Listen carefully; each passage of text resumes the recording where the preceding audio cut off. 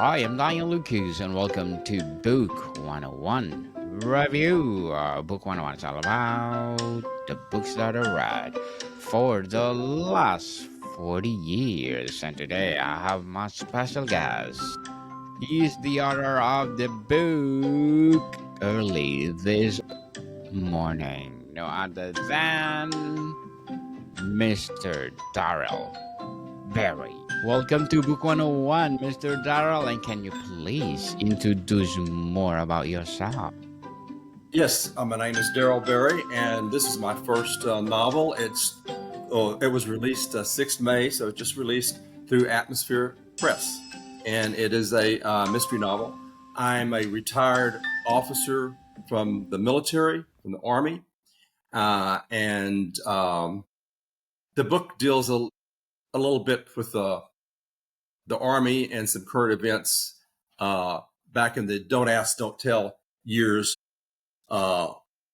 When gays you could be gay, but you couldn't tell anybody that you were. Yes. Well, Mr. Darrell, thank you so much for sharing your early this morning to the world. So tell us what inspired you to write this book.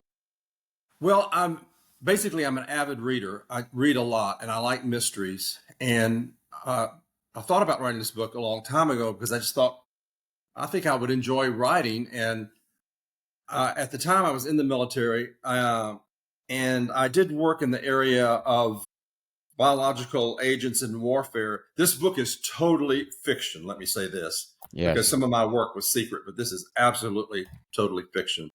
And so I thought about that, and that's kind of the idea I had, was sort of matching up the issue with gays in the military at the time and biological warfare. And I don't know, I just started thinking about plots that I would be interested in as a reader. So I came up with the idea of some high-ranking officers in the military who were very homophobic and trying to get rid of as many people, gay men and women, as they could.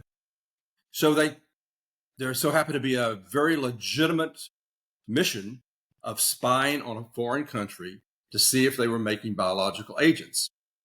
The problem was, when we deployed to this country, we would probably have a very, very large morbidity rate, casualty rate. So the officer said, why not send a bunch of gay men and women? You know, they're expendable, and yet we could find out information on this country. And that's the premise of the book. Indeed interesting, Mr. Darrell. And what are your struggles in writing this novel? Well, Lord, gosh, there was many struggles in writing the novel. Developing the characters weren't much of a struggle, but just trying to keep things moving. It's a short book, it's 174 pages. And when I read, I like for things to go fast. The chapters are short, Yes. and I meant it for it to be a very exciting novel, mystery novel, that could be a very quick but enjoyable read. So it was challenging to do that. And then just as a novel for a first book, it was just all the regular things that you have. You know, did I say this right? Did I portray this right? And questioning myself. But through much help from other folks, and Atmosphere Press was absolutely wonderful. Their editing staff is just incredible. So I was very, very happy with that. So they gave me a lot of it. Mr. Darrell, how does the title reflect the book's themes or emotional undertone? That's an interesting question that you ask about. Early this morning, the title originally came from just one of they call them Army jodies, when you're marching along and the cadence, the sergeant gives you a cadence, and then the soldiers say the cadence. One of the cadences starts out early this morning about 3:45, and then all the soldiers say early this morning about 3:45, and it goes on like that. That's what it was originally about. But people that have read the book told me that they thought it was about the very last chapter in the book, because the climax, the last chapter, happens early in the morning. So either way, I guess it could either be one of the cadences or it could be the last chapter. What traits or struggles of the protagonist felt most vital to their identity as you wrote?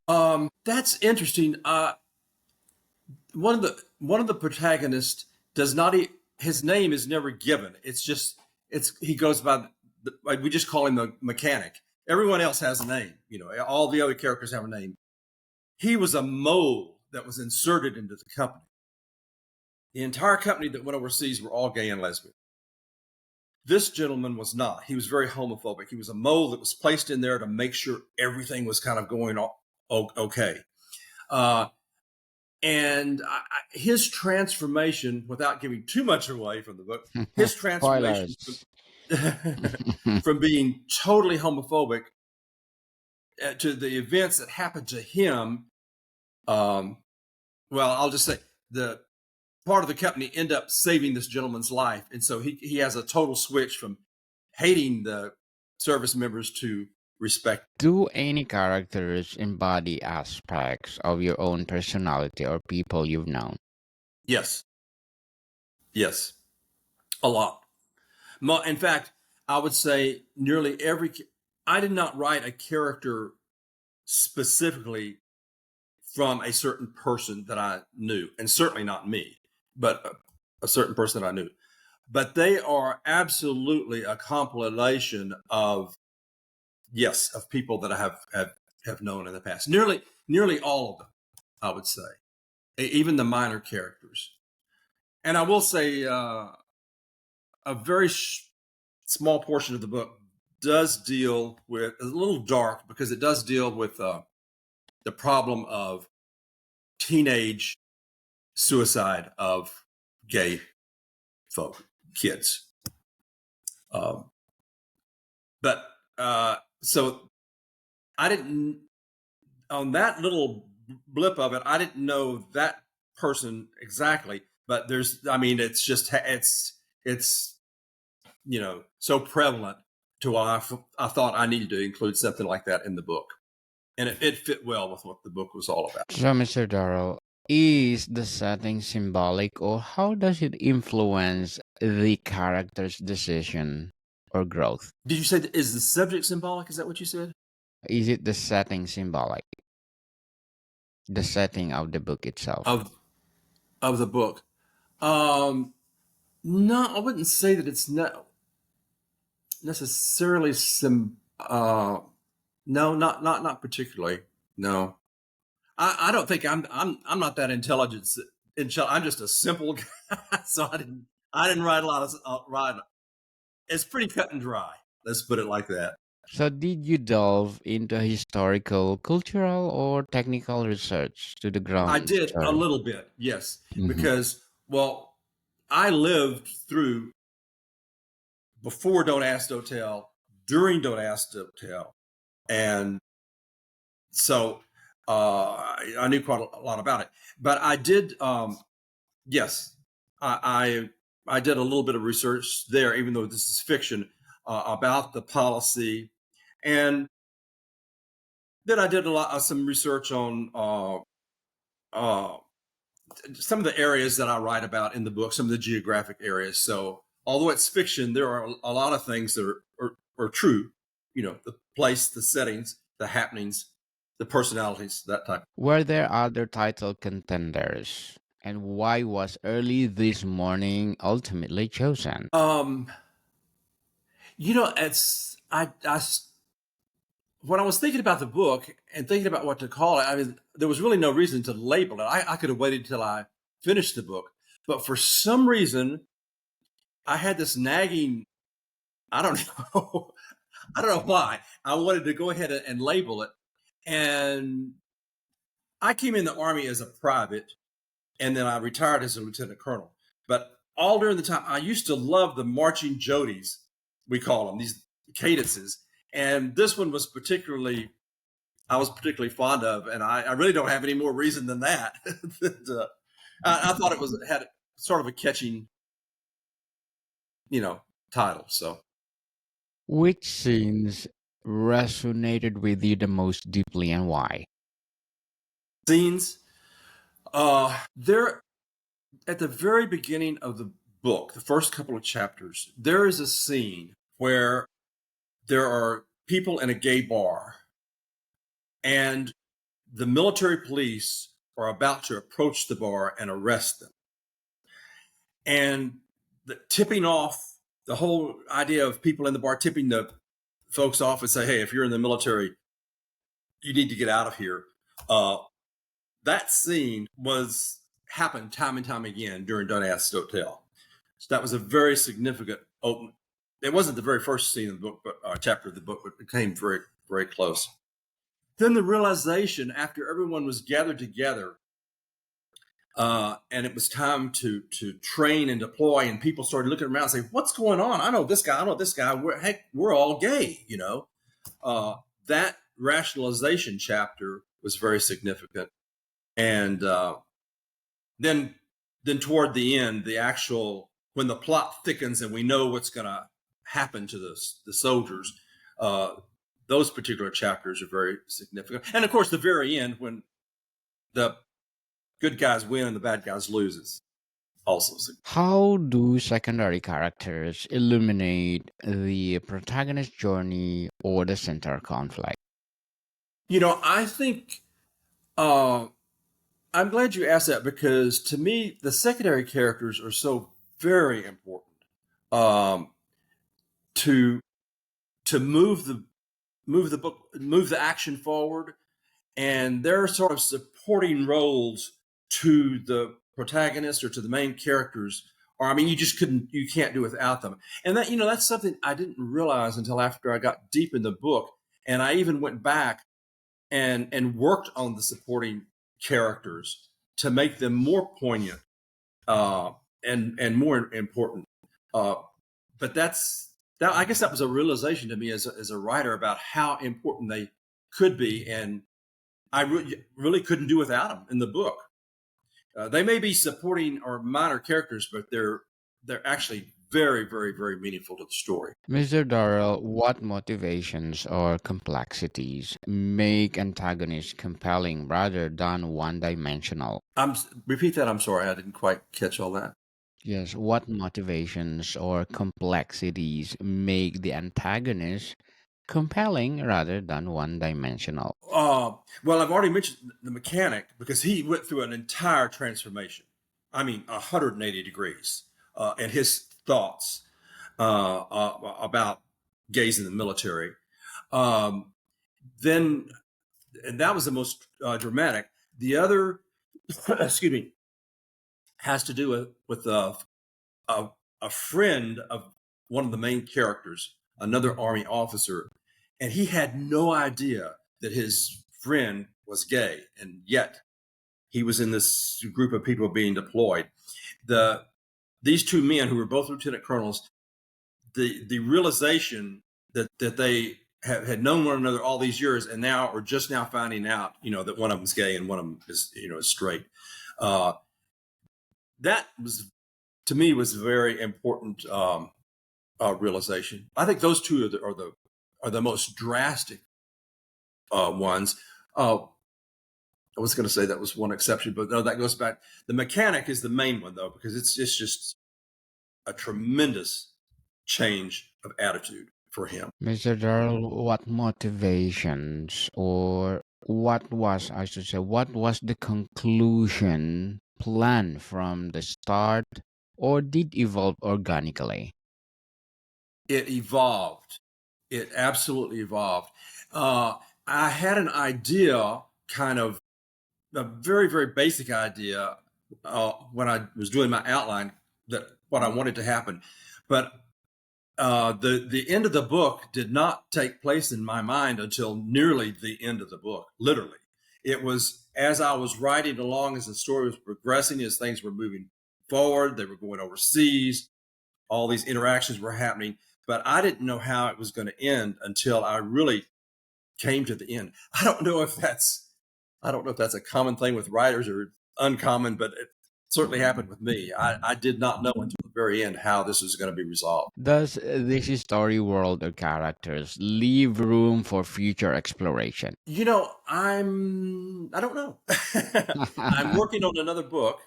It's another novel, another mystery novel, but it doesn't have anything to do with the military or, but I don't know because someone is also looking at my book to write a screenplay.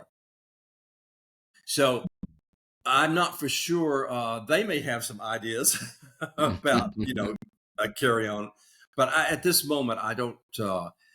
But to answer your question, I think it does. It would leave itself open at the very end of the book for a follow-up. Hoping for the prequel or sequel, Mr. Darrell. And as an author, what are your short-term and long-term goals?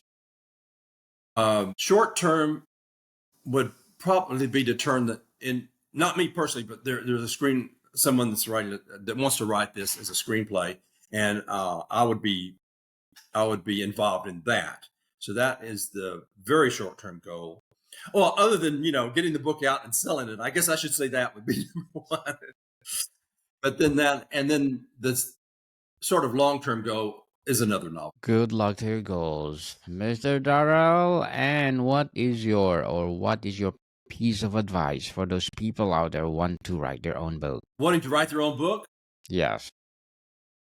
my advice is very simple because it's advice that was given to me, and that is just sit down with pen and pencil or computer and write.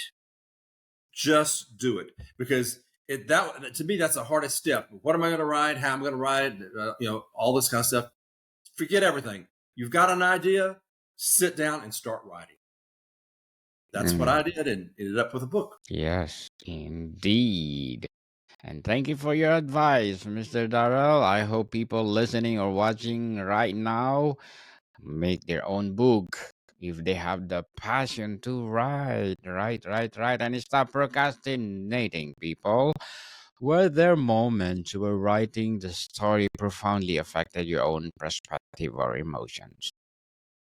Yes. Reflection on the part of the book where people were hunted down for being gay at the very beginning, like I was talking about earlier at the gay bar. And then this scene, I keep saying scene, I should say chapter, with the young man that committed suicide. That was rough to write. And it's actually, difficult to read. I found myself, when I'm reading the book, I get emotional reading that, and I'm thinking, well, silly, you wrote it, so I know. But it's that is very emotional for me. Those are the two main kind of, I don't know, emotional, touching, difficult to write. Mr. Darrell, how would you define the book's genre, and did you intentionally subvert any conventions? Well, first of all, one thing, I'm not for sure if this is getting exactly what you're asking, but I did not want to write a gay book. I wanted to write a book that happened to have gay issues in it. Yes. And other than, I wanted people to sit down and then be able to enjoy a novel, but hopefully there were historical lessons in it, because there really was a don't ask, don't tell. Gays in the military really were persecuted. So although there's truth to it, like I say, it's absolutely fiction, but I'm hoping people that read it will have a better understanding about, if they don't already know, about those times and how difficult they were. Mr. Berry, before we wrap up our discussion for today, I'm inviting you to please do listen to my other podcast, people. My other podcast, because my abstract essay is already in 5th season, abstract poetry in 2nd season, book 101 review in 5th season, comedy 101 in 2nd season, Food 101 in its fifth season, too. Geography 101 in fourth season. Love Letters in third season. And My Baby podcast, Mental Health 101. Movie 101 review in fourth season. And Music 101 in third season. Science 101 and Sex 101 in each first season. Please listen to them wherever you listen your podcast.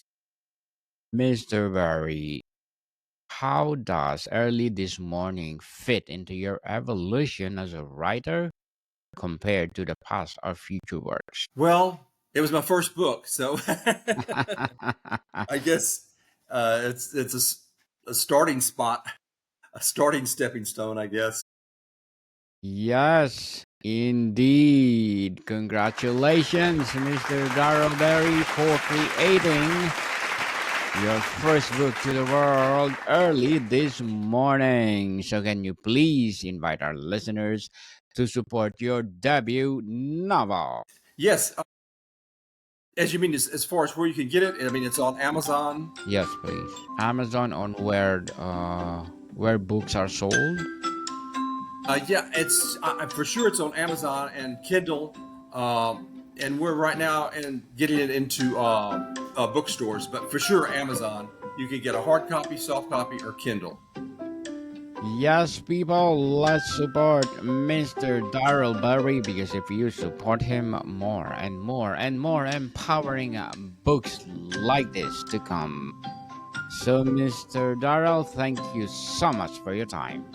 And thank you very much. I certainly appreciate it. More to come, people. See you soon.